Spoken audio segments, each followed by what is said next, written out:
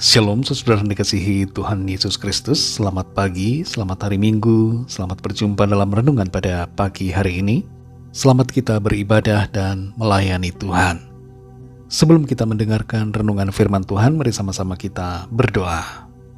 Bapa kami yang di sorga, Bapa dalam nama Tuhan Yesus Kristus, Tuhan dan Allah yang kudus dan benar, kami bersyukur untuk berkat, kemurahan Tuhan, penyertaan-Mu dari malam hingga pagi hari ini. Terima kasih untuk kesehatan, kekuatan, dan segala berkat kebaikan-Mu. Pada saat ini kami mau mendengarkan sabda firman-Mu. Urapi kami Bapa, agar kami mengerti akan kehendak-Mu dan taat melakukan firman-Mu. Dalam nama Tuhan Yesus kami berdoa. Haleluya. Amin. Saudara yang dikasihi Tuhan, pembacaan Alkitab kita pada saat ini terdapat dalam 2 Yohanes pasal yang pertama. Saudara dapat membacanya secara pribadi setelah mendengarkan renungan ini. Saya akan membaca 2 Yohanes 1 ayat yang ke-7-9.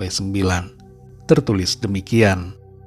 Sebab banyak penyesat telah muncul dan pergi ke seluruh dunia yang tidak mengaku bahwa Yesus Kristus telah datang sebagai manusia. Itu adalah si penyesat dan anti-Kristus. Waspadalah supaya kamu jangan kehilangan apa yang telah kami kerjakan itu, tetapi supaya kamu mendapat upahmu sepenuhnya.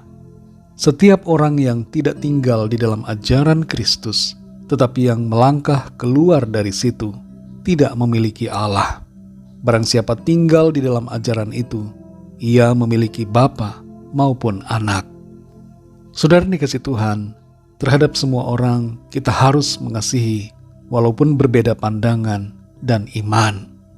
Tapi kasih kita kepada sesama bukanlah kasih yang mengikis iman kita sendiri, melainkan kasih yang bersumber dan sekaligus tertuju kepada Tuhan Yesus.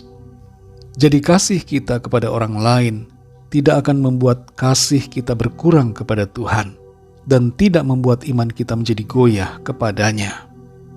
Di dunia ini ada banyak sekali penyesatan yang hendak membuat setiap orang percaya meragukan akan ketuhanan Yesus Kristus. Terhadap orang-orang yang melakukan penyesatan ini, kita menghadapinya dengan kasih Tuhan. Namun kita tetap jaga iman kita dan kita sampaikan kebenaran. Kitab 2 Yohanes ditujukan kepada ibu yang terpilih dan anak-anaknya. Dari gaya bahasanya, kemungkinan besar kata ibu yang terpilih merupakan sebuah kiasan untuk menyebut suatu jemaat lokal di sebuah lokasi. Pada masa ketika orang-orang Kristen dianiaya, istilah seperti ini seringkali digunakan. Surat 2 Yohanes ini, saudara, berisi nasihat yang sungguh-sungguh agar setiap orang percaya menunjukkan kasih kepada Allah dengan mentaati perintahnya dan saling mengasihi satu sama lain. Selain itu, di dalam surat ini terdapat peringatan yang keras untuk waspada terhadap para penyesat dan ajaran-ajaran palsu yang menyangkali inkarnasi Tuhan Yesus Kristus dari Allah menjadi manusia. Penyesatan seperti ini sudah terjadi begitu masif sejak dulu dan menyerang iman yang benar. Berbagai ajaran mengatakan bahwa Yesus Kristus bukanlah Allah yang telah menjadi manusia, melainkan hanyalah manusia biasa saja.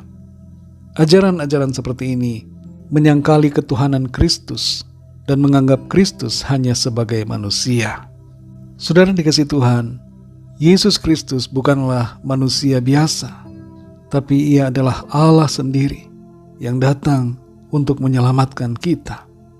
Dia telah datang untuk menjadi korban tebusan atas segala dosa kita dan memberikan kita kebebasan dari penghukuman yang kekal. Iman kepada Tuhan Yesus Kristus akan menyelamatkan saudara dan saya. Karena itu kita harus terus memiliki iman yang benar dan sempurna. Jangan sampai diri kita disesatkan dan percaya pada roh antikristus, supaya kita tidak kehilangan keselamatan yang sudah kita miliki, tapi supaya kita menerima bagian hidup yang kekal yang telah disediakan bagi kita yang percaya dan setia. Ayat-ayat kunci dari 2 Yohanes ini ada di ayat yang ke-6 yang berisi perintah agar kita hidup dalam kasih. Kasih bukanlah sebuah emosi atau perasaan, tapi kasih merupakan ketaatan penuh pada perintah Tuhan.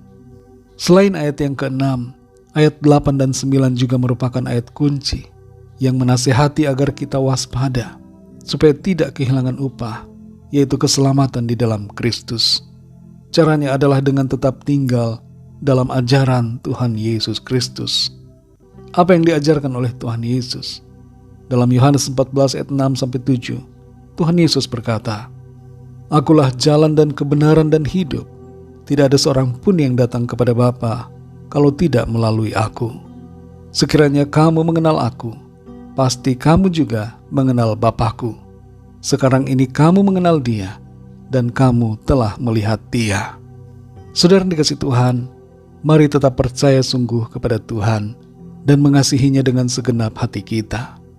Ujilah setiap roh, supaya kita tidak tertipu, karena senjata dari iblis adalah tipu daya yang memanipulasi firman Tuhan. Periksalah dan ujilah apa yang kita lihat, apa yang kita baca dan dengar, dan berpeganglah selalu pada firman-Nya yang benar. Mari kita berdoa, saudara.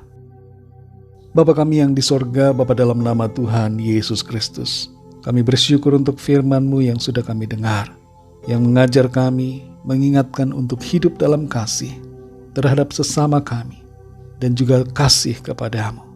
Tolong kami supaya kami tetap kuat di tengah-tengah situasi dunia yang penuh dengan berbagai tipu daya. Iblis berusaha untuk mencoba menggoyahkan iman kami orang-orang percaya.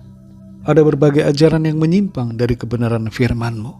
Namun kami mau tetap berpegang teguh pada kebenaran-Mu ya Tuhan. Engkaulah Tuhan dan Allah yang patut dipuji dan disembah, yang layak untuk diagungkan. Terima kasih untuk firman-Mu. Tuntun kami Roh Kudus, supaya kami selalu berjalan dalam kebenaran-Mu, tidak menyimpang dan tersesat oleh berbagai ajaran dunia, tapi tetap teguh, kokoh dalam iman kepadamu Tuhan Yesus. Pimpin kami di sepanjang hari ini, dalam segala aktivitas kami, dalam tugas, pelayanan, dan semua yang kami kerjakan. Biarlah semuanya itu menyenangkan hati-Mu Tuhan.